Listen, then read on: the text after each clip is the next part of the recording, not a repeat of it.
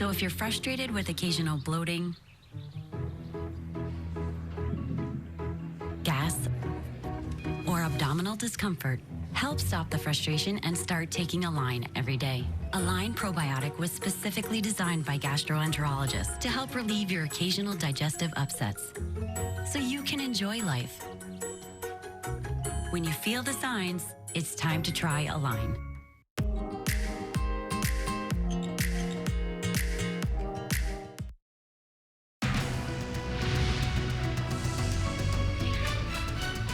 Now at noon, a big grand opening in downtown LA Skid Row as the region's largest homeless housing complex is officially inaugurated.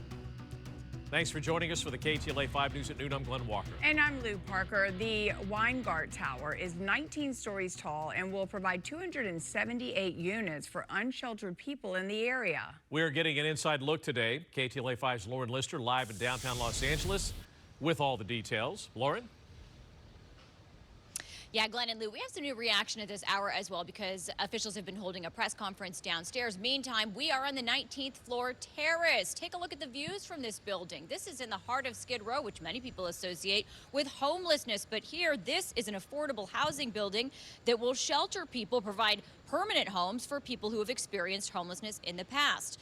Permanent supportive housing for people, as I mentioned, 278 apartments. This is near 6th and San Pedro. They're furnished with central heat and air, fully equipped kitchens, amenities like a gym, with wraparound social services on site. This building replaces a parking lot that was here before. Who will live here? The developer says low-income residents with Section 8 vouchers for federally subsidized housing. And general tenants pay 30% of their income with those vouchers. The project is a public-private partnership. The developer tells me it's $160 million. That's the basic cost of the project, and had a variety of funding sources, including $32 million from Proposition HHH, which you may recall was approved by LA voters in 2016, providing funding for homeless housing. There's also county funding involved. It works out to just under $600,000 a unit. More on what the developer says about the cost, but first, here is what one of our elected officials, Maxine Waters, had to say. Through this development, not only will hundreds of Los Angeles residents experiencing homelessness now have a permanent place to call home, but they will also have access to supportive services tailored to their needs, including critical physical and mental health services. The total cost of this building was $595,000 per unit. And if you look at this compared to what you're all hearing in the news, at $1 million a unit and even more for not nearly the amenities, this is a very wise, very smart use of taxpayer money. Here is the surrounding area, Skid Row. Now, the developer says that they believe that the architecture of this building, as well as some of the amenities it provides to the neighborhood, will overall improve the community. They believe that is one of the benefits of this building, too. Now, back out here live, I'm still waiting to hear on exactly when residents begin moving in. We'll bring that to you. Also, LA's mayor is here, Mayor Karen Bass. The project was approved prior to her administration, but her office does tell me that they benefited, this project did, from her executive directive that's meant to cut red tape for affordable housing and shelters for homeless housing. It helped here, they tell me, in the form of expedited inspections. That's the latest live here in downtown LA. I'm Lauren Lister. I'll send it back to you. All right, thank you, Lauren.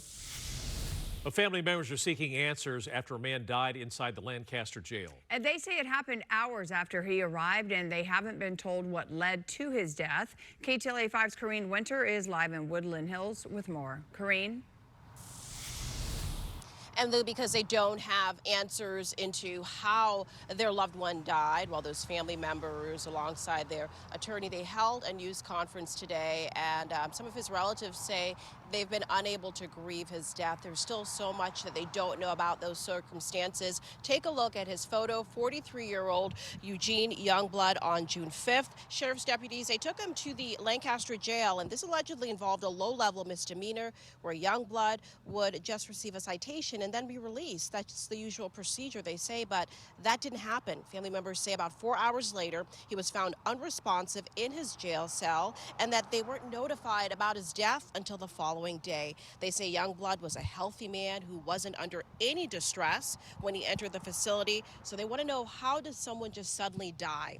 This is what the family wants to find out. Their attorney, Brad Gage, said so far LASD has not provided him with any information and also any evidence in this case, things like video recordings from inside the jail, body cameras that deputies were wearing at the time, and also documented investigations that were conducted so far in this case. Gage alleges that the Sheriff's Department failed to protect Youngblood and also failed to see to his medical needs and allowed him to die without any explanation or justification.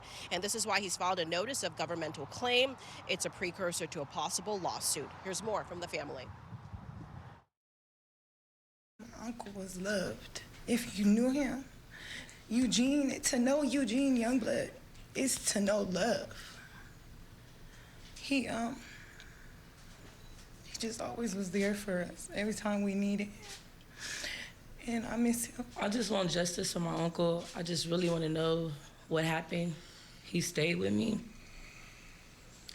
And I was told that he was getting released.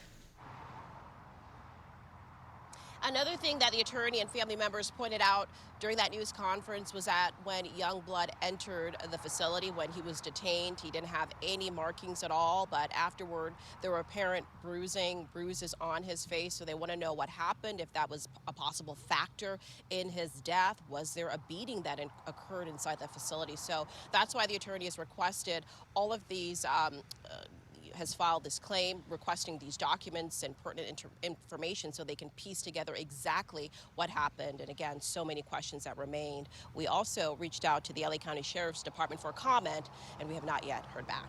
That's the latest here in Woodland Hills. Kareen Winter, KTLA 5 News. All right, thank you, Kareen. A procession was held this morning for a fallen LA County firefighter who died in the line of duty.